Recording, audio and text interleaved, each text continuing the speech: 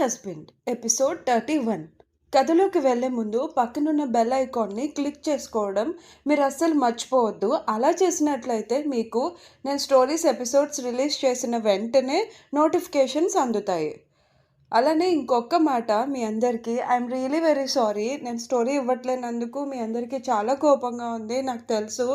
ఈసారి ఎక్స్క్యూజ్ అడగడం మళ్ళీ పోస్టుల్లో ఉండకూడదు అని నేను ఇన్ని రోజులు పోస్ట్ కూడా వేయలేదు. యాక్చువల్లీ నాకు మా పాప బర్త్డే వరకు నేను ఎపిసోడ్స్ స్లో చేస్తాను అని ముందే చెప్పాను.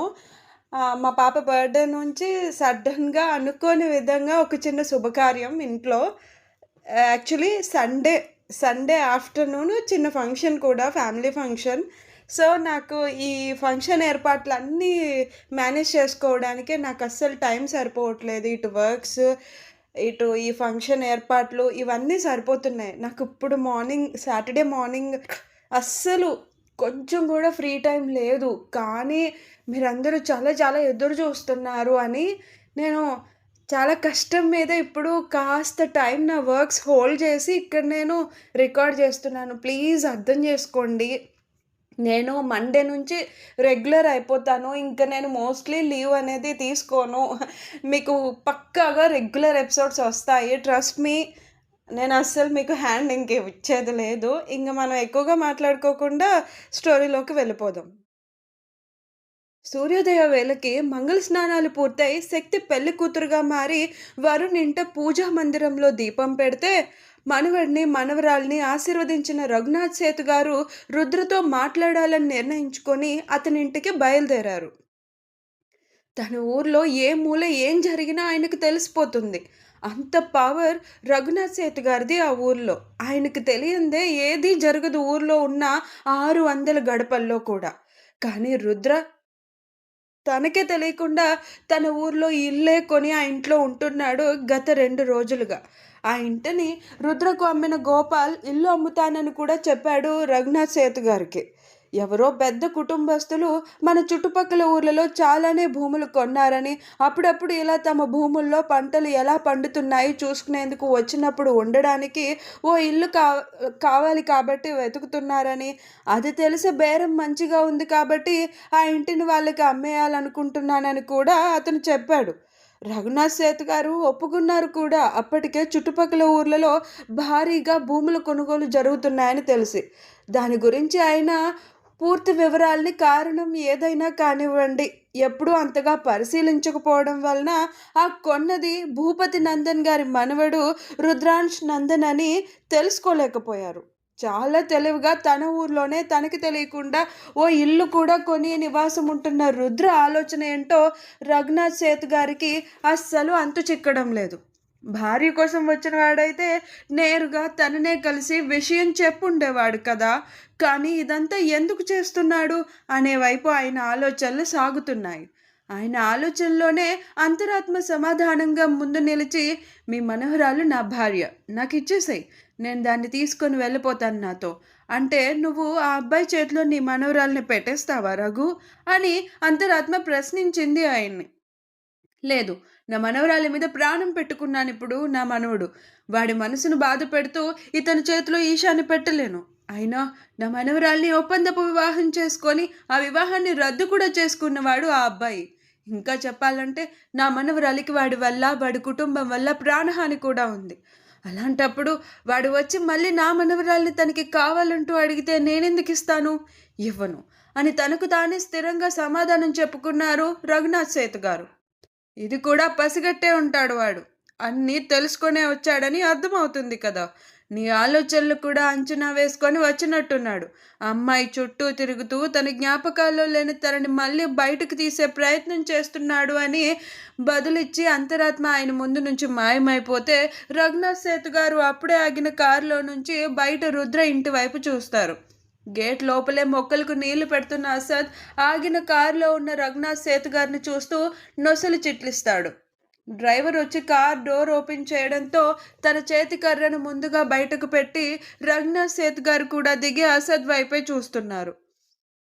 మనవడు నందన్స్ కుటుంబం మొత్తాన్ని ఇదివరకే చూపించి ఉండడంతో అసద్ రుద్రకి పియ్యే అని ఈజీగా గుర్తుపట్టి లోపలికి నడిచారు ఆయన.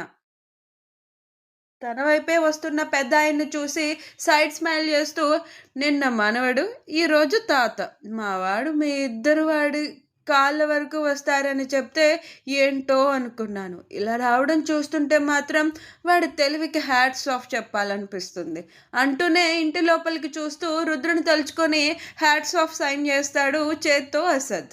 అతని మాటలు వింటూ చేసేది చూస్తున్న రఘునాథ్ సేతిగారిలో నిద్రపోతున్న అహంకారం లేచి కూర్చుంది. మేమెప్పుడు శత్రువులని మా నీడను కూడా తాకనివ్వం, కానీ మొదటిసారి మీకే దగ్గరుండి స్వాగతం పలుకుతున్నాం, రండి లోపలికి అంటూ అసద్ చేతిలో ఉన్న పైప్ని పక్కకు విసిరేసి లోపలికి నడుస్తుంటే రఘునాథ్ సేత్ గారి పిడికిలు బిగుసుకొని పచ్చని నరాలు పైకి పొంగాయి.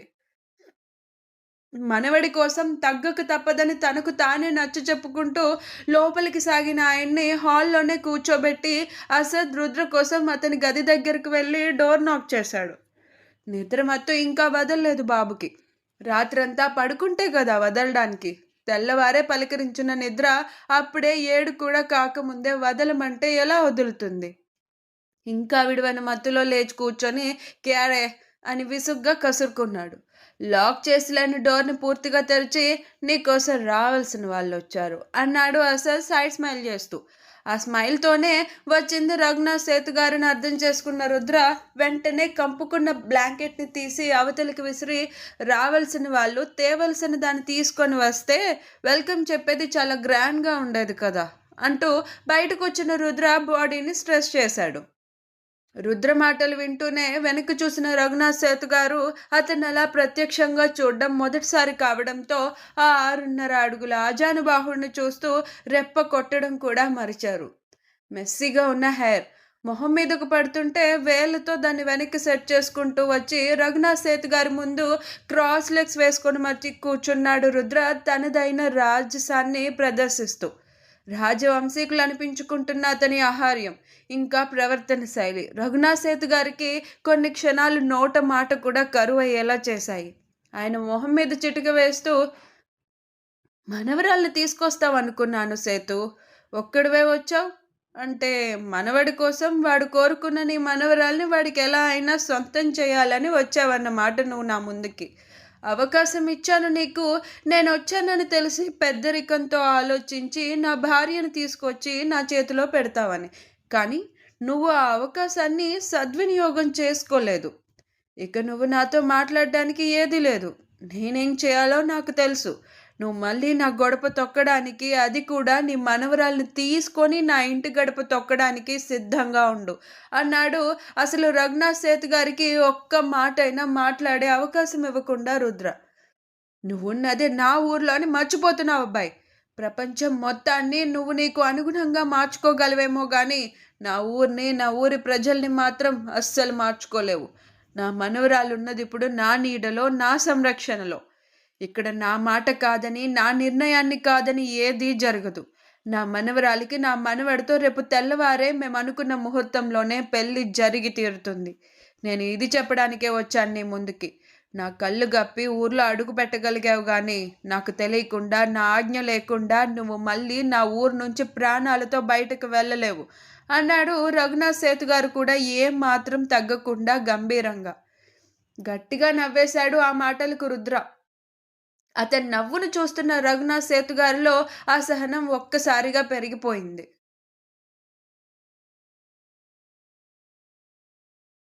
అది లేకుండా నేను ఊరు దాటడం కాదు సేతు. నువ్వే తీసుకొచ్చి నీ మనవరాల్ని నా చేతిలో పెట్టి నన్ను భార్య సమేతంగా ఈ ఊరు నుంచి నువ్వే దగ్గరుండి పంపిస్తావు, అది కూడా సకల లాంఛనాలతో అన్నాడు రుద్ర తనదైన పొగర్ని మాటల్లో చూపుల్లో కూడా నిలిపి. కలలు కంటున్నావా అన్నారు రఘునాథ్ సేతు గారు. నిజాలు చెప్తున్నాను, సిద్ధంగా ఉండు సేతు, నీ మనవరాల చేతిని నా చేతిలో పెట్టడానికి అన్నాడు రుద్ర కొంచెమైనా తగ్గకుండా. అతని పొగరికి, కాన్ఫిడెన్స్కి రఘునాథ్ సేతు గారిలో ఆవేశం పొంగి దిగ్గున లేచి నిల్చున్నారు. నేను చూస్తాను నువ్వు చెప్పింది ఎలా జరుగుతుందో. నువ్వు కూడా చూడ్డానికి సిద్ధంగా ఉండు. నా మనవడు నా మనవరాలి మెడలో తాళి కట్టడాన్ని వార్నింగ్ ఇస్తున్నట్టుగా చెప్పి రఘునాథ్ సేతు గారు బయటికి నడుస్తూనే రాత్రి శక్తి ఆ ఇంట్లో వదిలేసిన శాలు అని అనుమానంగా చూస్తూ వెళ్ళిపోయారు.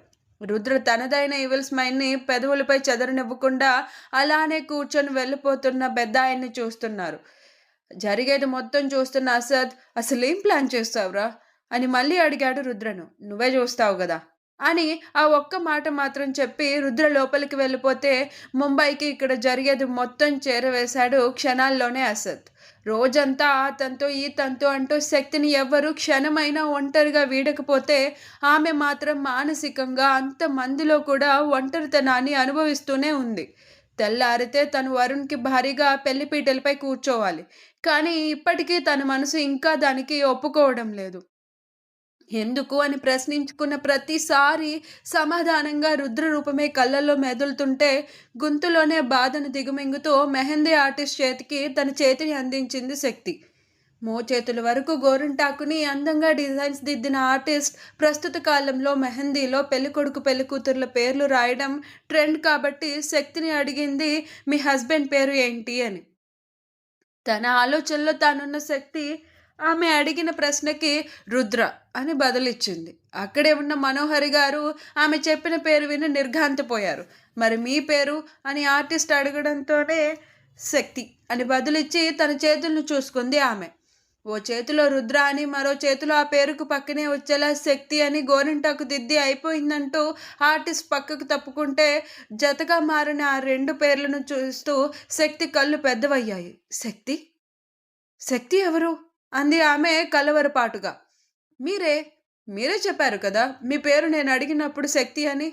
మీ పేరు మీరే మర్చిపోతున్నారా?" అని నవ్వుతూ ఆర్టిస్ట్ తన సరంజామా మొత్తం తీసుకొని పక్కకు వెళ్ళిపోతే, శక్తి గుండెల్లో ఒక రకమైన అలజడి. రుద్ర, శక్తి, శక్తి, రుద్ర.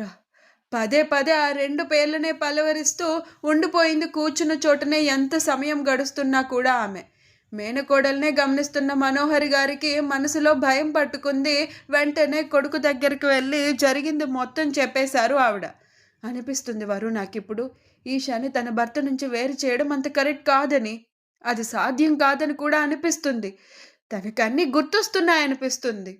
ఇదంతా వద్దురా. ఇప్పటికైనా మించిపోయింది లేదు. నా మాట వినరా వరు. నీకేం తక్కువరా. నువ్వు ఒప్పుకుంటే ఇంతకన్నా అందాల బొమ్మను తీసుకొచ్చి నీ పెళ్లి చేస్తాను. కానీ ఆ పిల్ల మనసుతో మాత్రం ఆడుకోవద్దు. ఇదంతా అంత మంచిది కాదనిపిస్తుంది. జస్ట్ స్టాప్ ఇట్ మా" అని ఒక్కసారిగా గట్టిగా అరిచేశాడు వరుణ్. "ఏంటి? వాళ్ళిద్దరిని వేరు చేయడం సాధ్యం కాదా? అసలు వాళ్ళిద్దరు ఇప్పుడు భార్యాభర్తలే కాదు. అదెందుకు మీరు మర్చిపోతున్నారు? ఆ రుద్ర ఈశాని కాంట్రాక్ట్ మ్యారేజ్ చేసుకున్నాడు. వాళ్ళదొక సంవత్సరం కోసం చేసుకున్న బొమ్మల పెళ్ళిమా. అండ్ వాళ్ళిద్దరికీ డివోర్స్ కూడా అయిపోయాయి. దానికి సాక్ష్యమే ఇదిగో ఈ డాక్యుమెంట్స్" అంటూ తన వార్డ్రోబ్ నుంచి కొన్ని డాక్యుమెంట్స్ తీసి తల్లి ముందుకు విసిరాడు వరుణ్. "ఇవేంటో తెలుసామా? ఆ రుద్రం అనే ఈశాన్ని పెళ్లి చేసుకోవడానికి సంవత్సరం కోసం రాసుకున్న బాండ్. వాళ్ళిద్దరి మధ్య ఒక కాంట్రాక్ట్ పెట్టుకొని చేసుకున్నారు పెళ్లి అనడానికి ప్రూఫ్ ఈ బాండ్. తన తమ్ముడిని చెల్లెల్ని అడ్డు పెట్టుకొని ఆస్తి కోసం చేసుకున్నాడు నా వాడు తనని పెళ్లి. అండ్ వాళ్ళిద్దరికీ డివోర్స్ కూడా అయిపోయాయి. 1 ఇయర్ తర్వాత ఆ బాండ్లో రాసుకున్నట్టే ఇద్దరు ఒకరికొకరు ఇష్ట ప్రకారం డివోర్స్కి సైన్ కూడా చేశారు. అండ్ దాన్ని కోర్ట్ కూడా అప్రూవ్ చేసింది" అని చెప్తూ ఆ పేపర్స్ని తీసి తల్లి కళ్ళ ముందుకు పెట్టాడు గట్టి గట్టిగా అరుస్తూ వరుణ్. "ఈషా ఇప్పుడు వాడి సొంతం కాదు. తనకి గత జ్ఞాపకాలు గుర్తుకొచ్చినా కూడా తను నాకే సొంతం అవుతుంది. ఎందుకంటే వాళ్ళిద్దరి మధ్య ఉన్న సంవత్సర కాలపు బంధంలో ఎలాంటి ప్రేమ లేదు. అదే ఉంటే వాళ్ళిద్దరికీ డివోర్స్ కూడా అయ్యేవి కాదు. ఈషా తనకు తానుగా డివోర్స్ పేపర్స్ మీద సైన్ చెయ్యదు కదమ్మా. గత జ్ఞాపకాలు వెన్నాడుతుంటే ఆ జ్ఞాపకాల కలవరపాటులో తనలా ప్రవర్తిస్తుందేమో కానీ వాళ్ళిద్దరి మధ్య ప్రేమ లేదు. తన మనసులో రుద్ర లేడు. మీరింకా ఈ విషయం కోసం ఆలోచించడం మానేసి ఉదయం జరగాల్సిన మా పెళ్లి ఏర్పాట్లు చూస్తే బావుంటుంది" అని అసహనంగా తల్లిని కసురుకొని వరుణ్ గదిలో నుంచి బయటకు వెళ్ళిపోతే, మనోహరి గారు కొడుకు చెప్పింది కళ్ళ ముందు నిజంలా డాక్యుమెంట్స్ రూపంలో కనబడుతున్నా కూడా ఎందుకో అవన్నీ ఆవిడకి సరిగా అనిపించడం లేదు. కొడుకు మొండితనానికి శక్తి జీవితం బలైపోతుందా అనే భయం ఆవిడలో మొదలైతే మౌనంగా బయటకు సాగిపోయారు ఆ గదిలో నుంచి ఆవిడ కూడా. అదే రోజు రాత్రి దాదాపు 12 గంటలు దాటిన ప్రాంతంలో ముందు రోజు లాగానే శక్తి తన గది కిటికీ మెస్ తీసి పక్కన పెట్టి బయటకు దూకింది. ఎవరికి అనుమానం రాకుండా అతి జాగ్రత్తగా మళ్ళీ దాన్ని ఎలా ఉందో అలానే పెట్టేసి ఆ ఇంటి గోడ దూకి బయటపడింది మొత్తానికి. ఆమె అడుగులు రుద్ర ఇంటి వైపు సాగిపోతుంటే, లోపల ఇంట్లో రఘునాథ్ సేతు గారి ఆలోచనలు రుద్ర ఇంట్లో తను చూసిన శాలువ మీదనే ఉన్నాయి. ఆ శాలువ శక్తిదే అని ఆయనకు తెలుసు.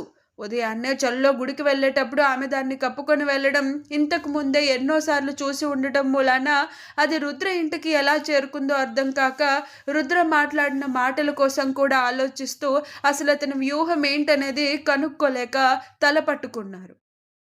ఇప్పుడేం జరుగుతుంది? ఏం జరగబోతుంది? శక్తి రుద్ర దగ్గరకు మళ్ళీ ఎందుకు వెళ్ళింది? శక్తికి గతం గుర్తుకొస్తే నిజంగానే రుద్రని కాదనుకుంటుందా? వాళ్ళిద్దరి మధ్య అంత ప్రేమ నిజంగానే లేదా? వరుణ్ణే కావాలనుకుంటుందా? వరుణ్ చెప్పినట్టు వాళ్ళిద్దరి మధ్య ఉన్న ఆ డాక్యుమెంట్స్ ఏదైతే విడిపోవడానికి సాక్ష్యంగా ఉన్న ఆ డాక్యుమెంట్స్‌ని శక్తి నమ్ముతుందా? అసలేం జరుగుతుంది? ముందు ముందు ఎపిసోడ్‌లో మీరే తెలుసుకుంటారు. అంతవరకు మీరు రోజు రెగ్యులర్‌గా నా ఎపిసోడ్స్‌ని, నా స్టోరీస్‌ని ఫాలో అయిపోతూ ఉండండి. సీక్రెట్ ఎఫైర్ కూడా మాక్సిమం ఈరోజు ఇవ్వడానికి నేను కాస్త సమయం దొరికినా ట్రై చేస్తాను. ఒకవేళ ఇవ్వకపోతే ప్లీజ్ అది అర్థం చేసుకోండి. రేపటికైతే ఇవ్వలేను. ఫుల్ ఫంక్షన్ మోడ్ ఉంటుంది ఇంట్లో. సో, నాకు టైం అనేది అస్సలు సెట్ అవ్వదు. ఎల్లుండి నుంచి రెగ్యులర్‌గా ఎపిసోడ్స్ వస్తాయి. టైమింగ్స్ కూడా పర్ఫెక్ట్‌గా నేను సెట్ చేసేసుకుంటాను. దాని ప్రకారం నేను ఎల్లుండి మీకు అప్డేట్ ఇస్తాను. ఎట్లా ఉంటుంది, స్టోరీస్ ఎలా టైమింగ్స్ మెయింటైన్ చేస్తాను అనేది. అంతవరకు కాస్త అడ్జస్ట్ అవ్వండి. నన్ను ఎక్స్‌క్యూజ్ చేసేయండి. చాలా ఇంపార్టెంట్ వర్క్స్ ఇంట్లో శుభకార్యం కాబట్టి, మా ఇంట్లో జరిగే ఫంక్షన్ అన్నీ నేను మేనేజ్ చేసుకోవడం కాబట్టి, నాకు మీకు టైం ఇవ్వడం కుదరట్లేదు. నా పర్సనల్ వర్క్స్‌ని కూడా అర్థం చేసుకోండబ్బా!